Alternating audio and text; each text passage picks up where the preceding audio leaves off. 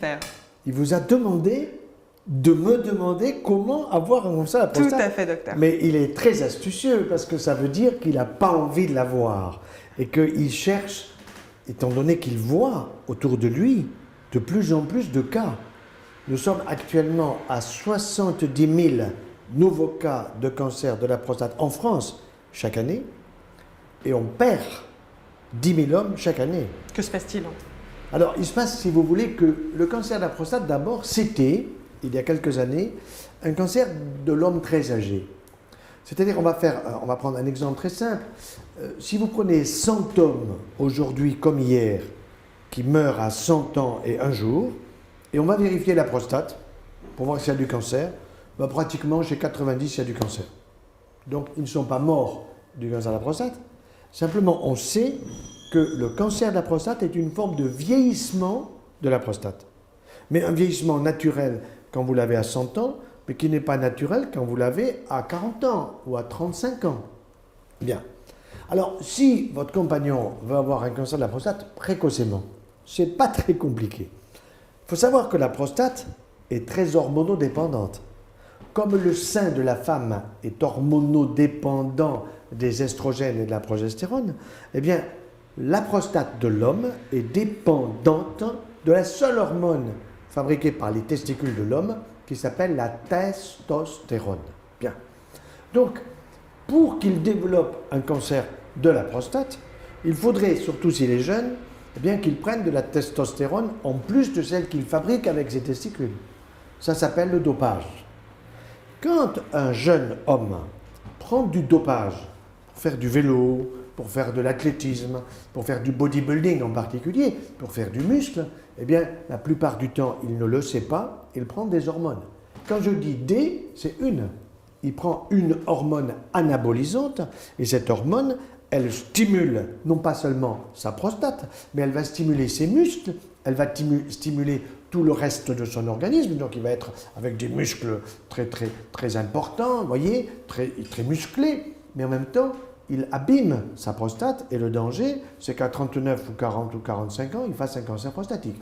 J'en ai vu un cas à 39 ans de cancer de la prostate et lorsque on m'a présenté le patient, j'ai dit tout de suite, vous faites monsieur du bodybuilding. Il me dit, mais comment vous le savez?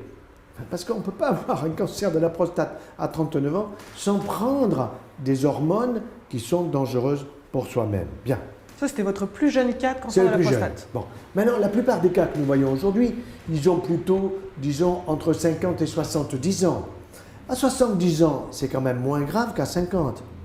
Tout cancer qui apparaît chez un adulte jeune est toujours plus grave, d'une façon générale, quelle que soit la localisation cancéreuse, qu'un cancer qui va apparaître chez une personne de 70 ans et au-delà. Exemple, hier j'ai vu un jeune de 30 ans avec un cancer de l'ésophage et de l'estomac, très grave, il l'aurait à 70 ans, beaucoup moins grave. Vous voyez, le même. Bon. Mais je reviens à la prostate. Alors, il veut avoir un cancer de la prostate. Vous allez lui dire de fumer. Il faut qu'il fume. Un paquet par jour. 2 paquets, ça ira plus vite. Du papier maïs. Parce que le papier maïs, alors voilà, au point de vue de l'immunodépression, c'est la totale. Bon. Donc là, il y a tout ce qu'il faut au point de vue du bureau de tabac pour trouver ça. Bon. Deuxièmement, il faut qu'il soit fort.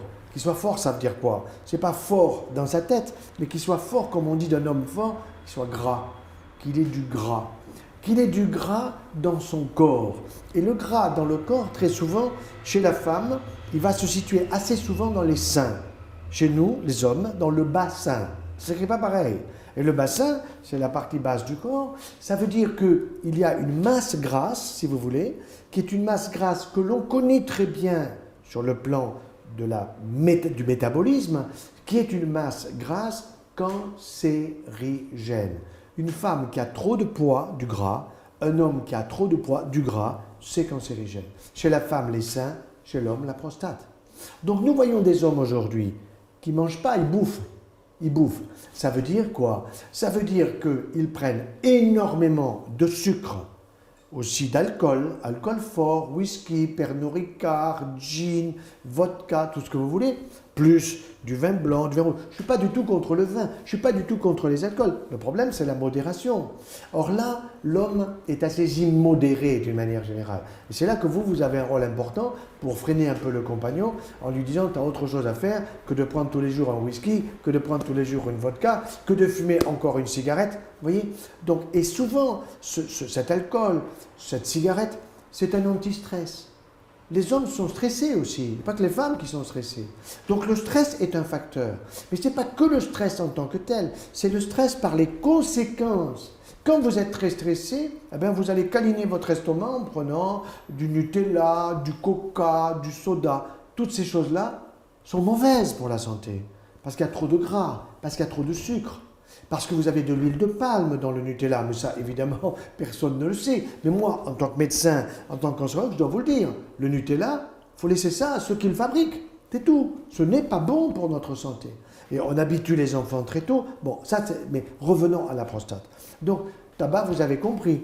Bon, avoir du gras, du sucre, ça veut dire consommer beaucoup de fromage. Vous savez qu'il y a 24 milliards de litres de lait par an que l'on obtient en trayant les vaches. Bon, ben, il faut les faire boire, il faut les faire consommer par les trous de nez, par les oreilles, en suppositoire, de toutes les façons. Donc, c'est ce que j'appelle maintenant une surconsommation de produits laitiers qui peut être dangereuse chez l'homme comme chez la femme. Pourquoi ?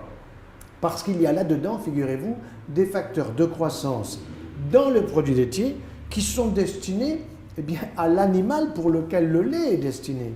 Or, la vache fait du lait pour son veau, la chèvre pour son chevreau, la brebis pour son agneau, la maman pour son enfant. Bon. Or, dans le lait d'une mère pour son enfant, vous avez des facteurs de croissance formidables pour aider l'enfant en une année à prendre 5 kilos. Mais au bout d'un an, le gosse, il est intelligent, il reconnaît papa, maman, les frères, les sœurs, les voisins, il commence à jouer, il commence à marcher, il commence à courir. Le veau, excusez-moi, un an plus tard, il est aussi con que quand il est né, mais il pèse 365 kilos, tandis que votre fils, il en pèse 5 kilos, votre fille. Vous comprenez? 365 kilos. Donc ça veut dire que dans le lait du mammifère qui s'appelle la vache, il y a des facteurs de croissance qui sont très importants pour l'animal. Or, quelque chose qui est très intéressant. Hier, je voyais en consultation un homme inquiet parce qu'on lui dit « vous avez une hypertrophie prostatique ». Alors, il a entendu hypertrophie, tu allais voir le dictionnaire, une grosse prostate. Bien. Je regarde son dossier, il avait une prostate à 40 cm3, un peu grosse. Moi, j'en vois d'autres qui ont 100 cm3. Or, 100 cm3, ça, c'est la prostate du veau. L'homme doit avoir une prostate de 30 à 40, pas plus. Ce qui signifie que, par les produits laitiers, il stimule la construction de sa prostate, et il a une grosse prostate, qui le gêne pour pisser, pour l'évacuation, et en plus qui va jouer par le gras qu'il a dans son corps un rôle négatif cancérigène. Donc, les hommes, il faut les déstresser, il faut les défumer, il faut les délactoser. Vous voyez, des choses qui sont aussi simples, mais il faut le leur faire avec délicatesse, et ça, il n'y a pas mieux qu'une femme pour faire comprendre à un homme comment il peut éviter un cancer prostatique. Et en tout cas, rassurer les hommes qu'on les aime sans musculation aussi. Bien sûr, et surtout qu'on les aime sans cancer prostatique, parce que le jour où ils ont le cancer de la prostate, c'est plus difficile pour honorer leur femme. C'est clair. Merci, docteur Joyeux. Voilà.